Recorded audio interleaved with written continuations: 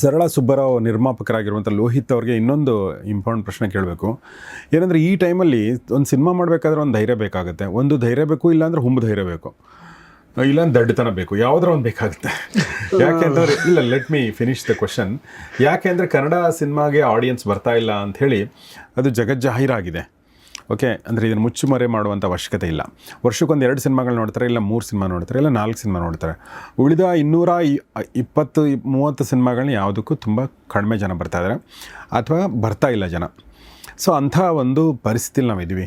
ಇಂಥದ್ರಲ್ಲಿ ಸುಮಾರು ಒಂದು 5.5-6 ಕೋಟಿ ಖರ್ಚು ಮಾಡಿ, ನಂಗೆ ಗೊತ್ತಿಲ್ಲ ಎಕ್ಸಾಕ್ಟು, ಬಟ್ ಅಷ್ಟು ಖರ್ಚು ಮಾಡಿ ಈ ಒಂದು ಕಾದಂಬರಿ ಆಧಾರಿತ ಸಿನಿಮಾ ಮಾಡೋಕ್ಕೆ ಬಂದಿದ್ದೀರಲ್ಲ, ಅದನ್ನು ನಾನು ಅಪ್ರಿಷಿಯೇಟ್ ಮಾಡ್ತೀನಿ. ಅಟ್ ದ ಸೇಮ್ ಟೈಮ್ ಆ ಧೈರ್ಯ ಹೇಗೆ ಬಂತು ನಿಮಗೆ, ನಿಮ್ಮ ಬ್ಯಾಕ್ಗ್ರೌಂಡ್ ಅದೆಲ್ಲ ನೀವು ಹೇಳ್ಬೋದು ಸರ್. ಆ್ಯಕ್ಚುಲಿ ಹೇಳ್ಬೇಕಂದ್ರೆ ಅದು ನೀವು ಹೇಳ್ದಂಗೆ ಇದು ಹುಂಬತನ ದಡ್ಡತನ ಎರಡನ್ನೂ ಕನ್ಸಿಡರೇಷನ್ ತೊಗೋಬೋದು sir. To be frank, it is initially thought of doing it in ಸ್ವಲ್ಪ ಕನ್ಸ್ಟೆಂಟ್ ಬಜೆಟಲ್ಲಿ ಮಾಡಕ್ಕೆ ಹೋದ್ವಿ. ಬಟ್ ನಾವು 1970s ರಿಕ್ರಿಯೇಟ್ ಮಾಡಕ್ಕೆ ಹೋದಾಗ the budget extended A lot. So ಅದು ಮೊದಲನೇದು ಸರ್. ಆಮೇಲೆ ಸರ್ ರೀಸೆಂಟ್ಲಿ ನಾನೊಂದು ಮ್ಯೂಸಿಕ್ ಆಲ್ಬಮ್ ಒಂದು ಮ್ಯೂಸಿಕ್ ಕಂಪ್ನಿ, ಆ ಕಂಪ್ನಿದು ಒಬ್ಬರು ರೆಪ್ಯೂಟೆಡ್ ಪರ್ಸನ್ ಮೀಟ್ ಮಾಡ್ತಿದ್ದೆ ಸರ್. ಆ್ಯಕ್ಚುಲಿ ನೀವು ಹೇಳಿದ್ದು ನಾನು ಯಾವ ಥರ ಕನ್ಸಿಡರೇಷನ್ ತೊಗೋತಾ ಇದ್ದೀನಿ ಅಂದರೆ ನನಗೆ ಅವ್ರು ಹೇಳಿದ್ದು ರಿಲೇಟ್ ಆಗ್ತದೆ ಸರ್. ಒಂದು ಅದ್ಭುತವಾಗಿ ಹೇಳ್ತಾರೆ, Kannada audience are the best audience all over India ಅಂತ, ಅಕಾರ್ಡಿಂಗ್ ಟು ಹಿಮ್. ಅದನ್ನು ಅವ್ರು ಎಷ್ಟು ಚೆನ್ನಾಗಿ ಹೇಳ್ತಾರೆ ಅಂದರೆ ಸರ್, 1970s 80s ಕನ್ನಡ ಮೂವೀಸ್ನ ಅಷ್ಟು ಅಚ್ಚುಕಟ್ಟಾಗಿ ನೋಡ್ತಾ ಇರೋ ಜನ.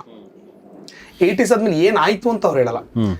80s ಆಮೇಲೆ ಏನಾಯ್ತು ನನಗೆ ಗೊತ್ತು, ತುಂಬ ಜನರಿಗೆ ಗೊತ್ತು. ಕೆಟ್ಟ ಸಿನಿಮಾಗಳು ತುಂಬ ಬಂದಿದೆ, ಅದರಲ್ಲಿ ಏನೂ ಇದು ಇಲ್ಲ. ತುಂಬ ತುಂಬ ತುಂಬ ತುಂಬ ಕೆಟ್ಟ ಸಿನಿಮಾಗಳನ್ನ 80s ಅಲ್ಲಿ 90s ಅಲ್ಲಿ ತುಂಬ ಮಾಡಿದ್ದಾರೆ. ಹೀಗಾಗಿ ಜನ ಮುನಿಸ್ಕೊಂಡಿದ್ದಾರೆ. ಆ ಮುನಿಸಿನಿಂದ ಈಗಲೂ ಹೊರಗಡೆ ಬಂದಿಲ್ಲ ಜನ. ನಮ್ಮ ತಂದೆ ತಾಯಿಗಳು ಯಾರು ಕನ್ನಡ ಸಿನಿಮಾಗಳು ಇವ್ರಿಗೂ ನೋಡಲ್ಲ. ತುಂಬ ಜನ ಓಲ್ಡರ್ ಜನರೇಷನ್ ಯಾಕೆ ನೋಡಲ್ಲ ಅಂದರೆ ಕೆಟ್ಟ ಸಿನಿಮಾಗಳು ಬರ್ತವೆ ಅಂತ.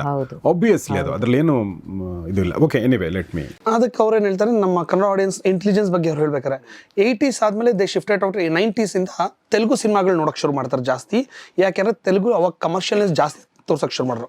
ಆ ರಿಚ್ನೆಸ್ಸು, ಆ ಏನಂತಾರೆ ಖರ್ಚುಗಳು ಮಾಡೋದು, ಒಂದು ಫೈಟ್ಗೆ ಒಂದೊಂದು 10 ಕೋಟಿ ಖರ್ಚು ಮಾಡೋದು ಅಥವಾ 5 ಕೋಟಿ ಖರ್ಚು ಮಾಡೋವಂಥ ಸಿನಿಮಾ.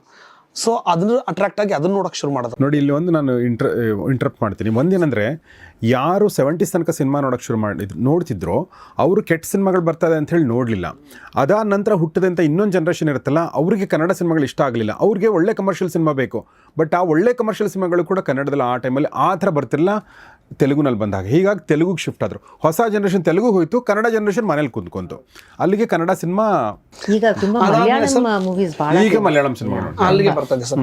ಅದಾದ್ಮೇಲೆ ಇನ್ನು 2000 ಎರಾಸಲ್ಲಿ 2000 ಆ ಟೈಮಲ್ಲಿ 2005 Kannada audience completely shifted out to Tamil ಅಂತ. ಯಾಕೆಂದ್ರೆ ದಟ್ ಕಲ್ಟ್ನೆಸ್, ನೀವೇನದ ಆ ರಾನೆಸ್ ಎಲ್ಲ ತಮಿಳಲ್ಲಿ ತೋರ್ಸಕ್ಕೆ ಶುರು ಮಾಡಿ, ಜೆನ್ಯೂನಿಟಿ ರಾನೆಸ್ ತೋರ್ಸಕ್ಕೆ ಶುರು ಮಾಡಿದಾಗ ದೇ ಗಾಟ್ ಇಂಪ್ರೆಸ್ಡ್ ಆ್ಯಂಡ್ ಅಲ್ಲಿಗೆ ನೋಡೋಕೆ ಶುರು ಮಾಡೋದಂತೆ.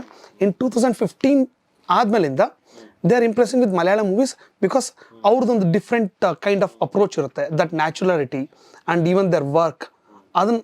So according to him, audience ಏನು ದಡ್ರಲ್ಲ, ಆಡಿಯನ್ಸ್ ಏನು ಸಿನಿಮಾ ನೋಡೋದಲ್ಲೇ ಇಲ್ಲ. They are not coming to the theatres for watching Kannada cinemas. ಅವ್ರು ಇನ್ನೂ ಒಂದು ಹೇಳ್ತಾರೆ sir, all over India other than Hindi language ಬಿಟ್ಬೇಡ sir, wherever it is, north India ಬಿಟ್ಟು. ನೀವು if you consider south India, Bengaluru is the hub where we have more audience for Hindi. If you consider Kerala ಬಿಟ್ಟು ನೀವು ಬೇರೆ any ಊರು ತೊಗೊಂಡ್ರು, the next place is Bangalore where we have huge audience for Malayalam movies. It's same in Telugu and Tamil. ಈಗ ನೀವು Telugu cinema ಅವ್ರ ಏನಂತಾರೆ ತೆಲಂಗಾಣ ಆಂಧ್ರ ಬಿಟ್ಟು ಬೇರೆ ಕಡೆ ಇನ್ನೆಲ್ಲ ರಿಲೀಸ್ ಆದ್ರು ತುಂಬ ಚೆನ್ನಾಗಿ ಓಡೋದು. ಅದರ್ ದ್ಯಾನ್ ಕರ್ನಾಟಕ ಎಲ್ಲೂ ಇಲ್ಲ. ಬೆಂಗಳೂರು ಕರ್ನಾಟಕ ತಮಿಳು ಅಷ್ಟೇ sir. So we are watching movies, there is no doubt. We are watching quality movies irrespective of the language. ಕನ್ನಡನ ಬಗ್ಗೆ ನಮ್ಗೆ ಅಭಿಮಾನ ಇದೆ, ಮತ್ತು ಚಿತ್ರರಂಗದ ಹತ್ರ ಅನ್ಕೋಬಾರ್ದು. ಕನ್ನಡದ ಬಗ್ಗೆ ಅಭಿಮಾನ ಇದೆ, ಬಟ್ ಕನ್ನಡ ಅಭಿಮಾನದ ಹೆಸರಲ್ಲಿ ಕೆಟ್ಟ ಸಿನಿಮಾಗಳು ನೋಡೋಕೆ ನಾವು ರೆಡಿ ಇಲ್ಲ. ಒಳ್ಳೆ ಸಿನಿಮಾಗಳನ್ನ ಬಂದು ಮಾಡಿದ್ರೆ ನಾವು ಖಂಡಿತ ನೋಡ್ತೀವಿ. ಹೋದ ವರ್ಷ ಒಂದು ಒಳ್ಳೆ ಸಿನಿಮಾ ಗೆಲ್ಸಿದ್ರು ಸರ್, ಅದಕ್ಕಿಂತ ಹಿಂದಿನ ವರ್ಷ ಒಳ್ಳೆ ಸಿನಿಮಾಗಳನ್ನ ಗೆಲ್ಸಿದ್ರೆ. Audience are very intelligent, they are not looking after content ಒಂದನ್ನೇ ಕಾನ್ಸಂಟ್ರೇಟ್ ಮಾಡ್ತಾರೆ ಸರ್. ನಾವೀಗ ಏನಂತೀವಿ, ಅವ್ರಿಗೆ ಕಂಟೆಂಟ್ ಇಷ್ಟ ಆದರೆ ಯಾರು ಏನು ಅವ್ರು even they won't accept it sir. ಅವ್ರು ಬರ್ತಾರೆ, ಸಿನಿಮಾ ನೋಡ್ತಾರೆ, ಅವ್ರು ಗೆಲ್ಲಿಸ್ತಾರೆ. ಸೊ ನಾವು ಏನಂತ ಕನ್ಸಿಡರೇಷನ್ ಮಾಡ್ಕೋಬೇಕು, ನಮ್ಮ ಸಿನಿಮಾನ ಅವ್ರು ಇಷ್ಟಪಟ್ಟರೆ ನಾವು ಕಂಟೆಂಟ್ ಒಳ್ಳೆ ಕೊಟ್ಟಿದ್ದೀವಿ, ಜನ ನೋಡಲಿಲ್ಲ ಅಂದರೆ so we failed in that. As a movie makers, either it is a producer irbodu, director irbodu, whoever it is, as a movie makers, everyone becomes a movie maker. Everyone worked together. So now ಅವ್ರಿಗೆ ಒಳ್ಳೆ content ಕೊಡೋಕ್ಕಾಗಿಲ್ಲ ಅಂತ ನಾವು next prepare ಆಗಬೇಕಾಗತ್ತೆ. So we try to give the best contents, ಗೆಲ್ಲಿಸ್ಬೋದು. ಯಾವುದು ಒಳ್ಳೆ cinema ಮೊನ್ನೆ ಇನ್ನೊಂದು ಯಾರ ಮಾತಾಡ್ಬೇಕಾದ್ರೆ ಈ ಇಯರಲ್ಲಿ ಲಾಸ್ಟ್ ಇಯರ್ ಬಂದಿರೋ ಕೆಲವು ಒಳ್ಳೆ ಸಿನಿಮಾಗಳನ್ನ ನಾವು ಜನ ನೋಡಿಲ್ಲ ಅನ್ನೋ ಥರ ಮಾತುಕತೆ ಬರ್ತಾ ಇತ್ತು. ಬಟ್ ಆ್ಯಕ್ಚುಲಿ ಏನಪ್ಪ ಅಂದ್ರೆ ಪಾಸಿಬಲಿ ಅದ್ರ ಜೊತೆಗೆ ಸರ್ ನಾವು ರೀಚ್ ಮಾಡ್ಸೋಕ್ಕಾಗಿರಲ್ಲ. ಈಗ ಮುಂಚೆ ಥರ ಸರ್ ಒಂದು ಸಿನಿಮಾ 1 ವರ್ಷ ಇರಲ್ಲ, ಒಂದು ವಾರದಲ್ಲಿ ನಮ್ಗೆ ಆಡಿಯನ್ ಅದನ್ನು ತಗೊಳ್ಳಿಲ್ಲ ಅಂದರೆ ಮುಂದಿನ ವಾರಕ್ಕೆ ಆಲ್ರೆಡಿ ಥಿಯೇಟ್ರಿಂದ ತೆಗೆದು ಬೇರೆ ಕಡೆ ಹಾಕ್ತಾರೆ. ಒಂದು ವಾರ ಅಲ್ಲ, 3 ದಿನ 4 ದಿನ ಅಷ್ಟೇ. ಅದು ನೆಕ್ಸ್ಟ್ ವೀಕಲ್ಲಿ ಆಫ್ಟರ್ 1 ಮಂತ್ ಆದಮೇಲೆ ಜನ OTT ಹೋಗಿ ನೋಡ್ತಾರೆ. ಸೊ ಅವಾಗ ನೋಡಿ ಈ ಸಿನಿಮಾ ತುಂಬ ಚೆನ್ನಾಗಿತ್ತು. ಈಗ ಸಿಂಪಲ್ ಹೇಳ್ಬೇಕಂದ್ರೆ ಅಜ್ಞಾತವಾಸಿ ಅಂತ ರಂಗಾಯಣ ಹೋಗಿ ಸರ್ ಒಂದು ಸಿನಿಮಾ ಬಂತು ಸರ್. ಸೊ ಅದನ್ನು ತುಂಬ ಇಷ್ಟಪಟ್ಟು ಮಾಡಿದ್ರು, ತುಂಬ ಚೆನ್ನಾಗಿದೆ ಮೂವಿ. ನಾನು ನೋಡಿದ್ರಲ್ಲಿ one of the very good content movie. But ಥಿಯೇಟ್ರಲ್ಲಿ ಜನ ಅಕ್ಸೆಪ್ಟ್ ಮಾಡಲಿಲ್ಲ. But when it went to OTT it's very massive name ಬಂತು. ಆ ಥರ ತುಂಬ ಮೂವಿಗಳಿದೆ.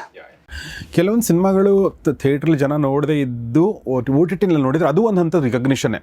ಯಾಕೆ ಅಂದರೆ ರಿಕಗ್ನಿಷನ್ ಅಂದರೆ ಅದು ನಿಮಗೆ ದುಡ್ಡು ತಂದು ಕೊಡುತ್ತೆ ಪ್ರೊಡ್ಯೂಸರ್ಗೆ, ನೀವು OTTನಲ್ಲಿ ನೋಡಿದರೆ. ಎರಡನೇದು ಅವಕಾಶಗಳು ಸಿಗ್ತವೆ ಆ್ಯಕ್ಟರ್ಗಳಿಗಾಗಲಿ ಡೈರೆಕ್ಟರ್ಗಾಗಲಿ.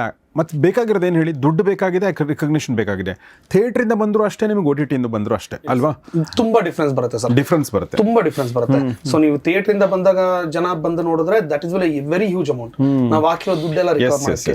OTTಲಿ ಬರೋದು to be frank it's compare to theatrical value it's a peanut. Yes ಅದು ಅಗ್ರಿ ವಿತ್ ದೆಮ್. ಅಂದರೆ ದೊಡ್ಡ ಮಟ್ಟದ ಹಿಟ್ ಆಗಿ ನೀವು ಥಿಯೇಟ್ರಲ್ಲಿ ದೊಡ್ಡ ಮಟ್ಟದ ದುಡ್ಡು ಬಂದರೆ ಅದು ಬೇರೆ ಲೆವೆಲ್ ಬಿಡಿ. ನೀವು ಇಂಥ 100 ಸಿನಿಮಾಗಳು ಮಾಡೋಕ್ಕೆ ಒಂದೇ ಸಿನಿಮಾನೇ ಶಕ್ತಿ ಕೊಟ್ಬಿಡ್ತಾರೆ ಜನ ಅಲ್ವಾ? ನಿಮಗೆ OTTನಲ್ಲಿ ಹಿಟ್ ಆಗಿದೆ ಅಂದರೆ ಕೂಡ ಅಷ್ಟು ದೊಡ್ಡ ಮಟ್ಟದ ದುಡ್ಡು ಬರಲ್ಲ. ನೀವು ಹಾಕಿರೋ ದುಡ್ಡಲ್ಲಿ ಅರ್ಧ ಬರ್ಬೋದು, ಇಲ್ಲಾಂದರೆ ಒಂದು ಕಾಲು ಭಾಗ ಬರ್ಬೋದು.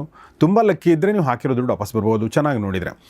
ಅಲ್ಲೂ ಕೂಡ ಇಲ್ಲೆಷ್ಟು ಕಾಂಪಿಟೇಷನ್ ಇದೆಯೋ OTTನಲ್ಲೂ ಅಷ್ಟೇ ಕಾಂಪಿಟೇಷನ್ ಇದೆ. ಹೀಗಾಗಿ ನನಗಿರುವಂಥ ಒಂದು ವಾರಕ್ಕೆ ನಾನು ಸಂಜೆ ನಂಗೆ ಸಿಗುತ್ತೆ, ಮೂಡ್ ಎಷ್ಟು ದಿನ ಇರುತ್ತೆ ನಂಗೆ, ವಾರಕ್ಕೆ 1 ಸಲ ಅಥವಾ 2 ನೋಡ್ಬೋದು. ಅಲ್ಲಿ 100 ಸಿನಿಮಾಗಳು ಬಂದಿರ್ತವೆ, ನಾನು ಯಾಕೆ ಕನ್ನಡನೇ ನೋಡಬೇಕು, ಕನ್ನಡದಲ್ಲಂಥ ಕ್ವಾಲಿಟಿ ಇದೆಯಾ ಅನ್ನೋದು ಕೂಡ ಜನ ನೋಡಿಕೊಂಡು ಅಲ್ಲೂ ಕೂಡ ನೋಡ್ತಾರೆ. ಹೀಗಾಗಿ ಅಂದರೆ ನಾನು ರಿಕಗ್ನಿಷನ್ ವಿಚಾರದಲ್ಲಿ ಅದು ಕೂಡ ನಿಮಗೆ ಒಳ್ಳೆ ರಿಕಗ್ನಿಷನ್ ಕೊಡುತ್ತೆ ಅನ್ನೋ ದೃಷ್ಟಿಯಿಂದ ಹೇಳಿದೆ. ಸೊ ಆ ಥರ ತಿಳ್ಕೊಂಡಿರೋದ್ರಿಂದ ಒಂದು ಒಳ್ಳೆ ಸಿನಿಮಾ ನೀವು ಮಾಡಿರ್ತೀರಿ ಅಂತ ನಾನು ಅನ್ಕೋತೀನಿ, ಈ ಎಲ್ಲ ವಿಚಾರ ಮಾಡಿರೋದ್ರಿಂದ.